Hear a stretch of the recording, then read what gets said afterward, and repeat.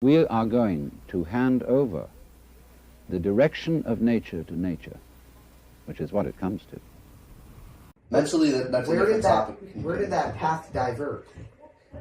Where did that path divert? Was it in the physical war with yourself? I found, well, it was in a mental war. Or mental. Because through various philosophies, so through like Nietzsche and stuff like that, I struggled a lot with nihilism, and I eventually stumbled upon the concept of purpose. And I was taunted for a long time by this idea of purpose, of like, what's my purpose? And it took me a year or two to figure that out. Mm-hmm. Hardest thinking I've ever done, trying to figure out what I'm meant to do with myself on this earth.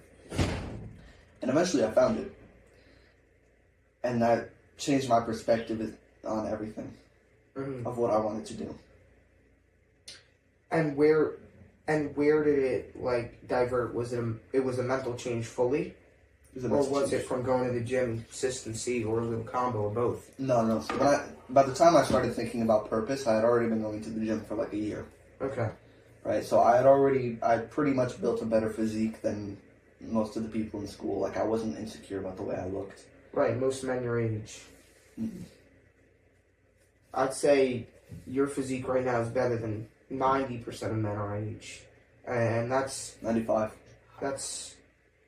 You know, I haven't done any serious studies, but I do have one eye that works. So, it's sad, but it's true. And so, I think what the importance in joining the Army is for those lost people that don't know a purpose, right? Mm-hmm. And when you find that purpose, then maybe it's a little bit harder to join the Army, because then you're like, okay, who are you fighting for? And you start thinking intellectually about it. If I went to war...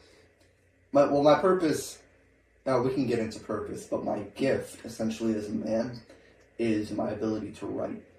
I can write better than I can speak. I can convey my ideas greatly on paper.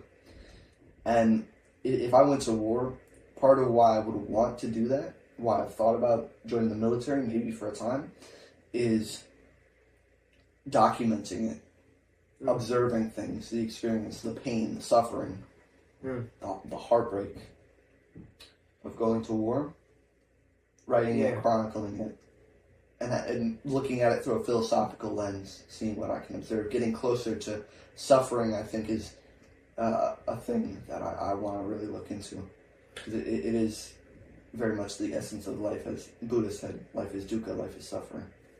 That's what makes it beautiful.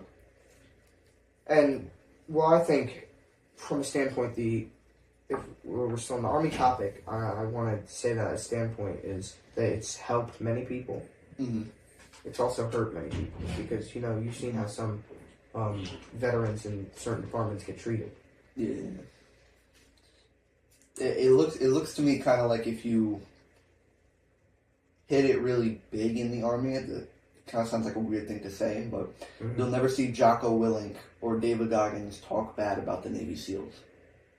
Right? Because they're the public. Of course, they're going to get treated well. They're the public. They're the public face of that. Of course, yes, but they're the public face of that. You can't have Jocko Willink going on to podcasts, getting millions of views, talking shit about the military, right? But then it wouldn't make any sense. It wouldn't make any sense. But then you have lower down people. Like I have family members who have been completely fucked over by the military. Right.